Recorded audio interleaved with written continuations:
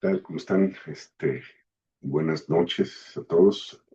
Otra vez, bueno, como vieron, el tema tiene que ver con el sacerdocio. Esto es importante y es interesante porque el concepto de sacerdocio cambia del antiguo pacto, del Antiguo Testamento al Nuevo Testamento. En el viejo pacto, en el Antiguo Testamento, ¿cómo se llama? El sacerdote era el mediador entre el pueblo y Dios. Era el único que podía comunicarse con Dios, ¿sí? Y mediaba por el pueblo. En el Nuevo Testamento dice que ya cada uno de nosotros podemos acercarnos confiadamente a Dios, que lo que estorbaba, el velo que estorbaba, el pecado que estorbaba, fue quitado de en medio para poder tener acceso directamente al Padre. De hecho, para eso era el sacerdocio, para acercarse a Dios y para comunicar lo que Dios tenía que decir al pueblo. Ahora, aunque sí, la Biblia habla de ministerios, sí, son 5 ministerios: apóstoles, profetas, pastores, evangelistas y maestros. Dice que son para equipar a los santos para la obra del ministerio, pero ya no a nivel sacerdocio, porque cada uno de nosotros venimos a ser sacerdotes del Dios Altísimo. Entonces, vamos a leer algunas citas. eh, de hecho, aquí tengo Primera de Pedro. Vamos allá a Primera de Pedro, capítulo 2, verso 9. Y dice ahí que ahora en Cristo cada uno de nosotros somos, somos sacerdotes de Dios. ¿Sí? No, Primera de Pedro 2:9. Ok. Dice así la escritura. Dice, mas ustedes son linaje escogido, real sacerdocio, nación santa, pueblo adquirido por Dios para que anunciéis las virtudes de aquel que los llamó de las tinieblas a su luz admirable. Entonces, fíjate lo que dice, mas ahora nosotros somos linaje escogido. Y lo dice real sacerdocio. La palabra real viene de reyes. Somos reyes y sacerdotes. De hecho, la palabra reyes lo dice más adelante en Apocalipsis, lo vamos a leer más adelante. ¿Por qué real? Porque pues, Dios es el rey, dice la Biblia que Él es el rey de reyes y señor de señores. Pero ahora somos sus hijos, entonces pertenecemos a la familia real de Jesús y de Dios, ¿sí? A través del sacrificio, Jesús nos ha hecho coherederos de todas las promesas con Dios. Y entonces ahora podemos acercarnos confiadamente y cada uno de nosotros somos eh, sacerdotes. Ok, fíjense, vamos a Apocalipsis 1:6. Apocalipsis 1:6, que aquí está lo que yo les decía. Apocalipsis 1:6 dice, y nos hizo reyes y sacerdotes para Dios, su Padre, a él sea la gloria y el imperio por los siglos de los siglos. Amén. ¿Sí? Esto es importante porque les decía al principio, sí hay ministerios, pero los ministerios son para capacitar a la gente, para que conozcan la palabra, para que ayudarles a desarrollar los dones y talentos que Dios les dio, pero no para hacer un sacerdocio, a lo mejor sí enseñar a ejercer un sacerdocio de acuerdo a la palabra de Dios, o sea, en cuanto a qué es lo que a Dios le agrada, qué es lo que no le agrada a Dios, este, qué es lo que podemos hacer, porque de hecho, no sé si lo traigo, pero dice en Timoteo, si alguien desea obispado, buena obra desea, pero es necesario que cumpla ciertos requisitos. Entonces, sí es importante conocer ese tipo de cosas. Eh, ok, entonces les decía, ¿no? Una cosa son el sacerdocio, que también el sacerdocio tiene que ver con ministrar. La palabra ministrar significa servir o servicio, ¿sí? Entonces, el ministerio sacerdotal opera en 3 áreas. Número uno, hacia Dios, o sea, el servicio para Dios, también el servicio, que es la segunda parte, el servicio de unos hacia otros, y el tercer punto es el servicio hacia eh, la gente en general, hacia el mundo, ¿sí? Entonces, primero hacia Dios, luego a nosotros como iglesia, como hermanos, como miembros del cuerpo de Cristo, y en tercer lugar es el servicio que damos hacia las comunidades para que conozcan a Jesús como Señor y Salvador, ¿no? Para que acepten a Jesús y pasen, como dice la Escritura, de muerte a vida. Entonces, eh, punto número uno, ministramos al Señor. ¿Cómo se le ministra al Señor? Al Señor lo ministramos a través de la adoración y la alabanza y la oración. Adoración, alabanza y oración, ¿sí? Entonces, son tres cosas totalmente diferentes. De hecho, en nuestros devocionales, que es una forma de decirle, en tu acercamiento a Dios, que debe de haber un acercamiento a Dios día a día, cada uno de nosotros, y apartar un momento para buscar a Dios, a eso le llamamos devocional. En nuestros devocionales eh, debemos de tener estas tres áreas presentes, ¿sí? Adorar, alabar, leer la palabra, ¿sí? Sería cuatro, y orar al Señor. Son las partes que incluyen nuestro devocional, ¿sí? Entonces, son tres partes para servicio a Dios y una que es la de leer la palabra para crecimiento personal, ¿sí? Ok. Eh, Según el diccionario, Salvate Editores, adoración significa rendir a Dios un culto supremo. Y otra parte, o sea, como que son varias, pero de las que más me llaman la atención es amar extremadamente a una persona.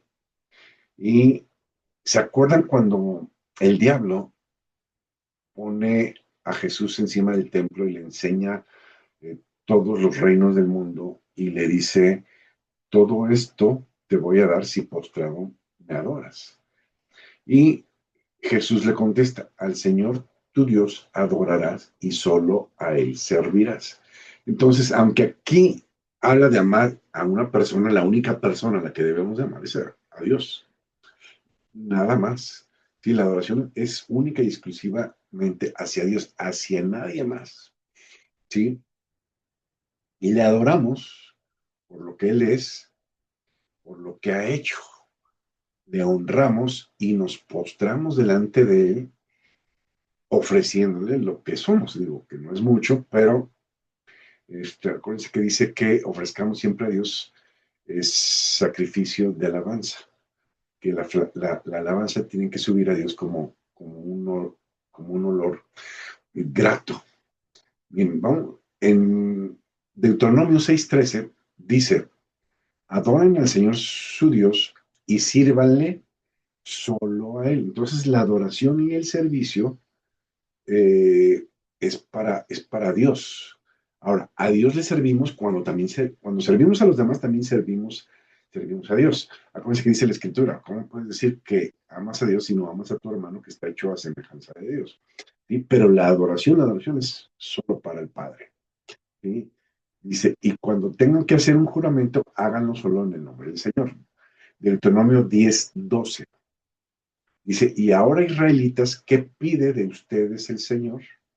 Solamente que lo honren y sigan todos sus caminos, que lo amen y lo adoren con todo su corazón y con toda su alma, que tienen que ver con el primer mandamiento, amarás al Señor tu Dios con todo tu corazón, con toda tu alma y con todo tu ser, ¿sí?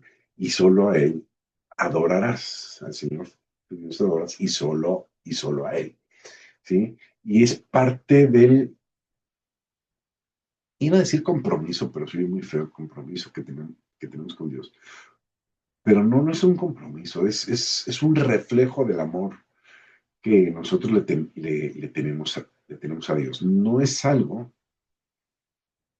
que Dios necesite, no sé si lo hablé alguna ocasión aquí, no es algo que Dios necesite, la adoración, Dios no necesita que le adoremos.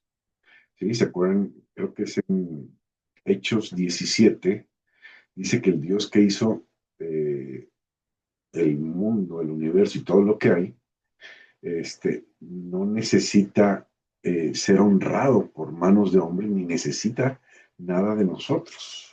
Nosotros somos los que necesitamos de él. Entonces, la adoración, Dios sigue siendo Dios si lo adoras o no lo adoras. Pero eh, la adoración ayuda a crear un espíritu humilde en tu vida, y la humildad te abre muchas puertas y te da el favor de Dios. O sea, al final la bendición de la adoración es para nosotros, no para Dios, para nosotros mismos. Fíjense, 1 Crónicas 16:29. Den al Señor la honra que se merece. Con ofrendas, preséntenselas a Él. ¿Sí? La honra que se merece, la adoración que Él se merece, es lo que debemos ofrecerlo como Él lo merece. ¿Sí? Fíjense, dice, vamos a leer Juan, Evangelio según San Juan, capítulo 4, versos 23 y 24. Es cuando Jesús está hablando con la mujer samaritana. Que la mujer samaritana le dice a Jesús, bueno, los judíos dicen que hay que adorar en el templo, y a nosotros se nos enseña que en este monte. Y Jesús le contesta, ¿verdad? Ahí está en el verso 23. Jesús le dice a la mujer, dice, mas la hora viene y ahora es cuando los verdaderos adoradores adorarán al Padre en espíritu y en verdad, porque también el Padre tales adoradores busca que le adoren. Dios es espíritu, y los que le adoran en espíritu y en verdad es necesario que le adoren. Entonces, la adoración es espiritual. Ya no tiene que salir la adoración de un lugar. O sea, la iglesia no es un lugar exclusivo de adoración. O sea, sí podemos adorar en la iglesia, pero no es un lugar exclusivo de adoración. También puedes adorar a Dios en tu casa, ¿sí? En tu trabajo, no sé, aparte un momento y adorar a Dios mientras vas camino a tu trabajo, mientras vas conduciendo, puedes adorar a Dios, ¿sí? Entonces, por eso dice, ahora viene y ahora es cuando los verdaderos adoradores adoran al Padre, no en el monte, no en el templo, sino en espíritu y en verdad. ¿Sí? Porque la adoración tiene que salir del corazón. Entonces, hablábamos de dos sentidos, de adorar y alabar, ¿sí? La adoración tiene que ver más con derramar tu corazón delante de Dios, pero la alabanza tiene que ver más con elogiar o celebrar con palabras. De hecho, esa es la definición que da el diccionario. Alabanza es elogiar o celebrar con palabras. Es como decir, Señor, qué grande eres, Señor, eres maravilloso, tus obras son geniales, ¿sí? Eso es alabanza, es diferente a la adoración. La adoración como que es más sublime, llega a un lugar más alto, es más íntima la adoración. La alabanza puede ser hasta en grupo, y la adoración es personal, ¿sí? Eh, Salmos 29:1 dice, alaben al Señor seres celestiales, alaben el poder y la gloria del Señor, alaben el glorioso nombre del Señor, adoren al Señor en su hermoso santuario, ¿sí? Me llama la atención que dice seres celestiales. Podríamos pensar que son ángeles, pero también nosotros somos espíritu que vivimos en un cuerpo y tenemos un alma. Entonces, de alguna manera, también somos seres celestiales que se va a manifestar cuando estemos en la presencia del Señor. ¿Sí? Verso 34 también en Salmos dice, ustedes fieles del Señor, canten himnos, alaben su santo nombre. Entonces, la alabanza eh, puede o no ser cantada. Normalmente lo hacemos cantado, pero no necesariamente es cantado. La gente tiende a alabar a sus ídolos. Ay, qué bien jugó, ay, qué bueno es para hacer eso es alabanza.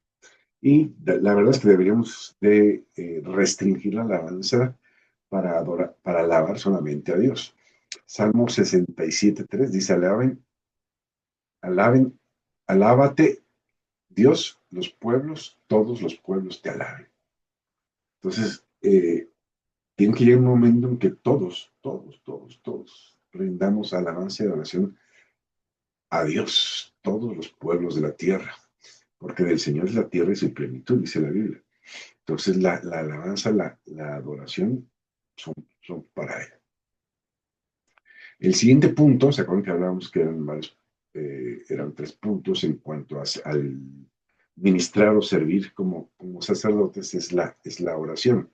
Antes se le pedía al sacerdote, oye, puedes orar por mí. Ahora tú eres sacerdote y ahora puedes orar por ti y por los demás también. ¿Sí? Por tu familia, por tus vecinos, por tu país, por lo que está pasando en el mundo. O sea, tenemos la bendición de poder alcanzar y tocar a Dios con nuestras oraciones. Y sabemos que la oración es poderosa. Fíjense, dice en Efesios 6:18, ya hemos tocado mucho el tema de la oración, mejor lo tocamos brevemente ahorita, nada más como un recordatorio. Sí, la oración es la comunicación con nuestro Dios, en ella adoramos, damos acción de gracias, declaramos la palabra, etcétera. Efesios 6:18 dice que oremos en todo tiempo, con toda oración y súplica en el Espíritu, velando en ellos, estando atentos a lo que le pedimos a Dios, con toda perseverancia y súplica con todos los santos. Dice orando en todo tiempo. Entonces, eh, la oración no es algo religioso, hemos hablado, la oración es platicar con papá, entonces mientras estás manejando puedes platicar, mientras estás cocinando puedes hablar con papá, mientras te estás bañando puedes hablar con papá. ¿Sí? Y aquí dice que oremos en todo tiempo. Colosenses 4:2 dice que perseveremos en la oración y otra vez dice velando en ella con acción de gracias. Eso es bien interesante, velando en ella con acción de gracias. Yo les decía el domingo, la oración no es para darle una lista de necesidades a Dios. Señor, me hace falta esto, quiero esto y esto, ¿no? Acuérdense que Jesús dijo, Dios ya sabe qué tienes necesidad antes de que se lo pidas. ¿Sí? Entonces, acabamos de leer, dice que sean conocidas tus peticiones delante de Dios. Entonces, ¿cómo vamos a orar? Levantamos la petición delante de Dios y dice, velando en ella con acción de gracias. O sea, ya no volvemos a orar por lo que ya oramos, porque volver a pedir algo que ya pediste es como decirle a Dios, es que no sé si me escuchaste, y ahí te lo voy a volver a decir. No, una sola vez, pero dice velando en ella con acción de gracias. Entonces digo, Señor, tengo esta necesidad, la levanto delante de ti, y las siguientes veces solamente doy gracias. Gracias, Padre, porque contestas esta oración, gracias porque veo mi necesidad suplida, o sea, ya con acción de gracias.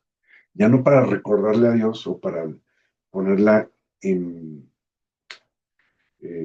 la presencia de Dios, sino pues, ya para estar nosotros atentos a la oración, ¿sí? Con acción de gracias. Lo que ya oramos simplemente estamos dando gracias porque se da. Como lo hizo Jesús, ¿se acuerdan cuando está delante de la tumba de Lázaro? Antes de decirles quiten la piedra, ¿qué hace? Padre, te doy gracias porque siempre me escuchas. Es lo que hizo, ¿no? Dando gracias por lo que Dios ya nos dio, ¿no? Dice, velando en ella con acción de gracias, orando también al mismo tiempo por nosotros, para que el Señor nos abra puertas para la palabra, a fin de dar a conocer el misterio de Cristo, por lo cual también estoy preso. Entonces, levantas tu oración delante de Dios, tu necesidad, das gracia por ello, pero también pides por los demás. Hoy estamos hablando, o sea, pides por tu familia, pero no nada más por tu familia, pides por tu colonia, pides por tu estado, pides por tu país, y la oración se puede ir. Ahorita podemos orar por lo que está pasando en el Medio Oriente. ¿sí? Es un polvorín y está, si se le sale de las manos y no le calculan bien, esto podría irse a una tercera guerra, que nadie quiere una tercera guerra. Oremos por nuestros gobernantes, porque yo platicaba precisamente anoche con un amigo, y digo, pues, ¿quiénes son los que inician las guerras? Los gobernantes. ¿Quiénes son los que los deciden? Y mandan soldados a morir, gente que no tiene nada que ver en el asunto, que no odia ni conoce a la gente del otro país, para ir a pelearse con gente y matarse entre sí con gente cuando ellos no tomaron las decisiones. Las decisiones al final, bueno, no al final, las decisiones las toman los gobernantes, si van o no van a una guerra, si empiezan o no empiezan una guerra. ¿Sí? Pues aquí la guerra la empezó Trump. ¿Sí?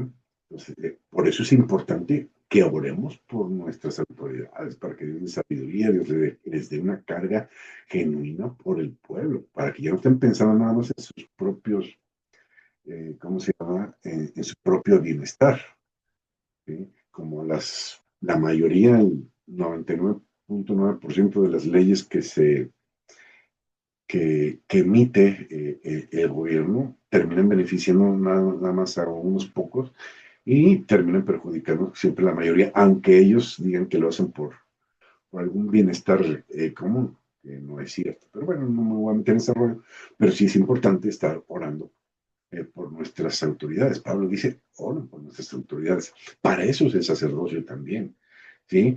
Para levantar tu nación, para levantar a tus gobernantes delante de Dios. Padre, evita que hagan borradas al Señor, en el nombre de Jesús, córtale las uñas para que la rapiña se acabe, Padre, que no inicien guerras, Padre, en el nombre de Jesús. Está orando, porque realmente sí, a mí me gustaría saber, ¿no? ¿Cuánta gente está orando por los gobernantes? Sí, nos quejamos mucho de lo que están haciendo y oramos muy poco eh, para, por ellos, para que Dios les dé gracia, para que Dios les dé sabiduría, para que las decisiones que tomen realmente sean las correctas. ¿Sí? Ok, Judas capítulo 20, verso 20. Dice, pero ustedes, amados, edificándose sobre la santísima fe, orando en el Espíritu Santo, conservando el amor de Dios, esperando la misericordia de nuestro Señor Jesucristo para vida eterna, ¿sí? Orando en el Espíritu, o sea, la oración tiene que salir de tu interior, ¿sí? Porque a veces de repente somos para orar, ¿no? Un, dos, tres por todos mis cuates, en el nombre de Jesús, amén. Pues esas oraciones dudo que toquen el cielo, tenemos que ser específicos y tiene que salir como cuando traes una bronca. Cuando traes una bronca, entonces el fervor para orar te sale del alma. ¿Sí? Por eso Jesús hablaba de la oración por necesidad. Cuando llega un amigo a deshoras, dice, baja a saber qué necesita, no porque sea tu amigo, dice, sino por la hora en la que está llegando, una hora no normal, a deshoras está llegando. Dice, no es normal que llegue a esta hora, y si está llegando a esta hora, porque trae una necesidad. De hecho, de eso se trata la oración, ¿no? Que salga realmente del corazón y del alma la oración. El siguiente punto, que es el punto número 2, dice, nos ministramos unos a otros, sirviéndonos unos a otros, supliendo las necesidades unos a otros. Eh, Jesús dijo, ¿no? Que todo lo que hagamos por otro, se lo estamos haciendo a él mismo. Vamos a leerlo. Está en Mateo 25:40. Fíjense, dice, y respondiendo el rey, está dando cuando todos estemos en la presencia del rey, donde dice que Dios va a separar a los cabritos de las ovejas, ¿sí? Y el Señor responderá, de cierto les digo que en cuanto lo hiciste a uno de mis hermanos más pequeños, a mí me lo hicieron.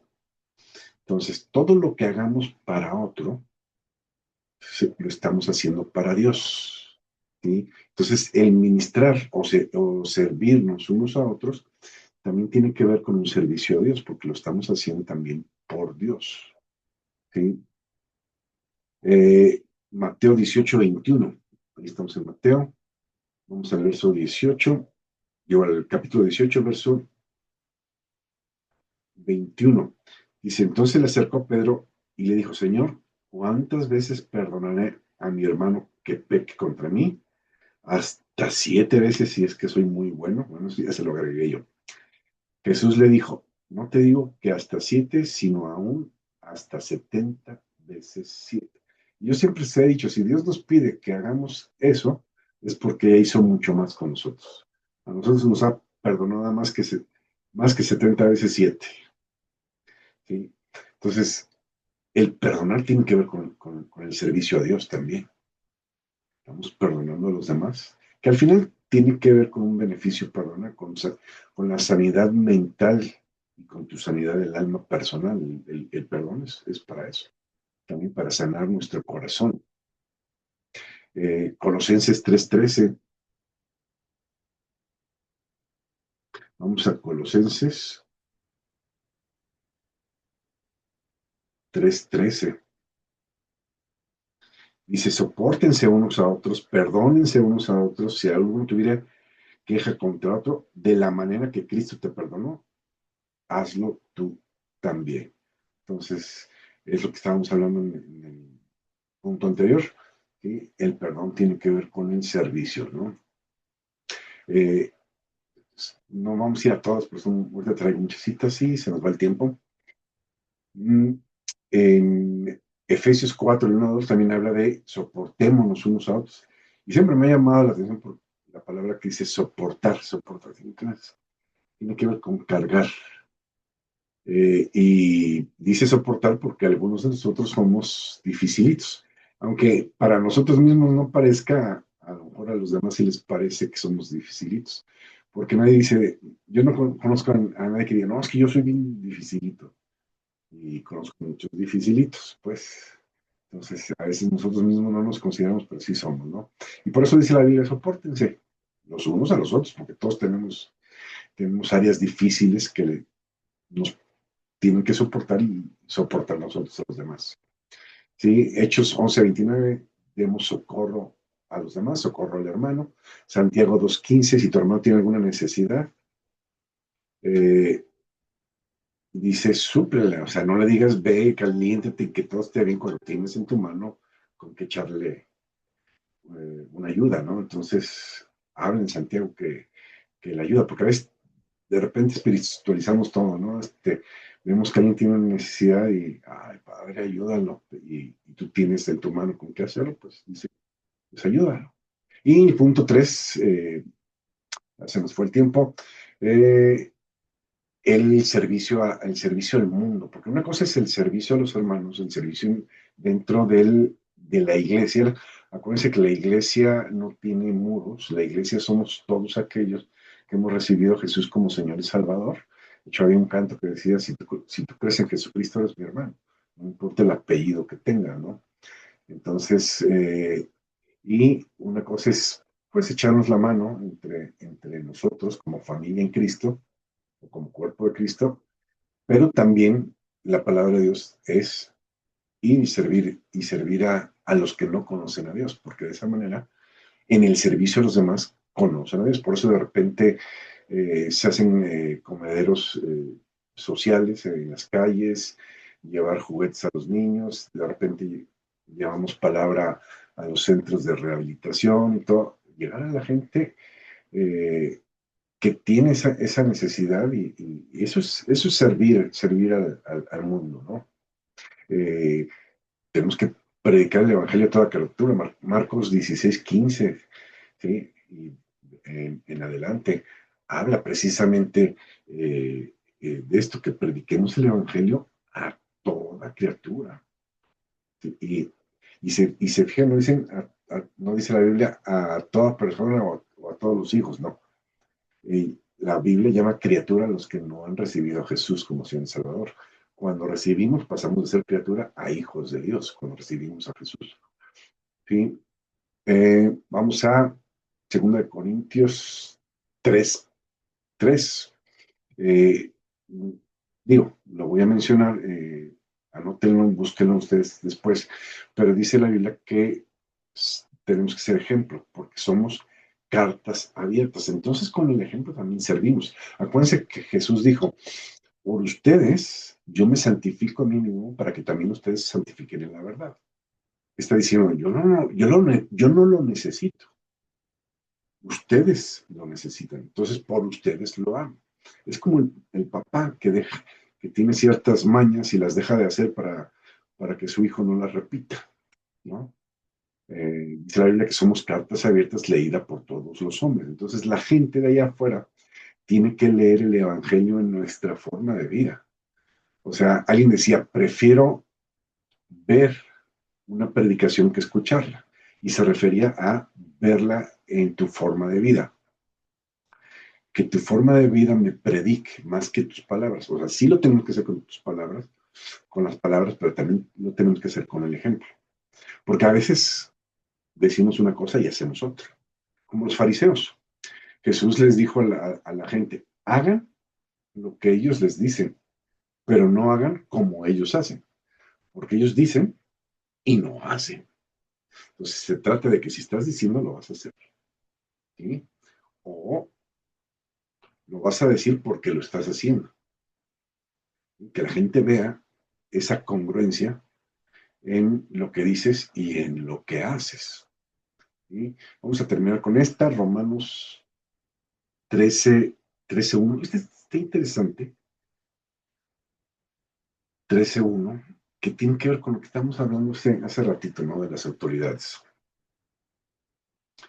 Eh, Dice, Romanos 13:1, dice, sométase toda persona a las autoridades superiores, porque no hay autoridad sino de parte de Dios y las que hay por, por Dios han sido establecidas.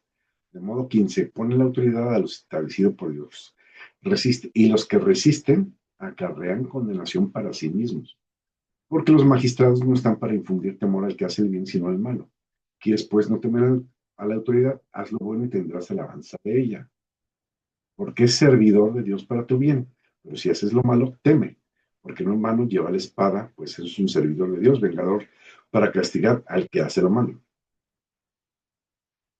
¿Sí? Entonces, sujetémonos, sí, nos tenemos que sujetar a las leyes terrenales, básicamente es lo que está diciendo, pero importante es estar orando para que las leyes terrenales vayan de acuerdo a la palabra de Dios también, ¿sí? Evitar que se creen leyes infames, porque el que algo sea ley no quiere decir que es bueno. En un tiempo entonces la esclavitud fue legal. Entonces, y ahorita se están legalizando muchas cosas en contra de la familia, en contra de los niños, que son para mal y no para bien.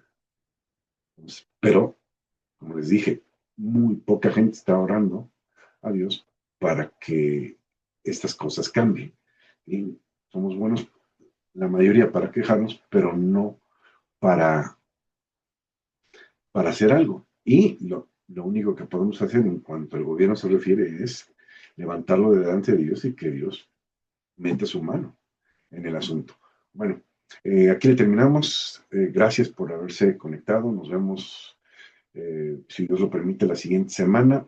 Gracias por haberse conectado otra vez. Y vamos a terminar, como siempre lo hacemos, con una oración.